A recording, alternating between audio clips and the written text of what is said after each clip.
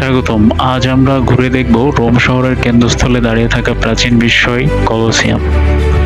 Colosseum হলো বিশ্বের সবচেয়ে বড় উপবৃত্তাকার অ্যাম্ফিথিয়েটার। এটি খ্রিস্টপূর্ব 70 থেকে 80 সালের মধ্যে নির্মাণ করা হয় সম্রাট ভেসপাসিয়ান ও তার পুত্র টাইটাসের শাসনামলে।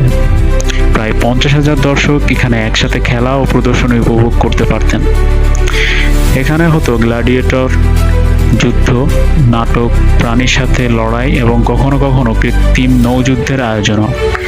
এই বিশাল কাঠামো রোমান প্রকৌশল কীর্তির এক অনন্য নিদর্শন। কলোসিয়ামের ভূগর্ভস্থ অংশে ছিল সুড়ঙ্গ আর খাঁচা, যেখান থেকে যোদ্ধা ও প্রাণী হঠাৎ করেই অঙ্গনে প্রবেশ করত। কলোসিয়াম শুধু বিনোদনের জায়গা ছিল না, বরং রোমান সাম্রাজ্যের শক্তি, ক্ষমতা ও স্থাপত্যকলার প্রতীক। শতাব্দীর পর শতাব্দী ধরে এটি ভূমিকম্প, লুণ্ঠন আর সময়ের ঘাত সহ্য করে আজও দাঁড়িয়ে আছে।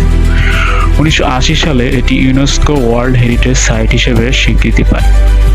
আজকের মতো এ পর্যন্তই। ইতিহাসের আরেকটি বিষয় নিয়ে আবার দেখা হবে। ভিডিও ভালো লেগে থাকলে লাইক, শেয়ার আর সাবস্ক্রাইব দিতে ভুলবেন না। ধন্যবাদ সবাইকে।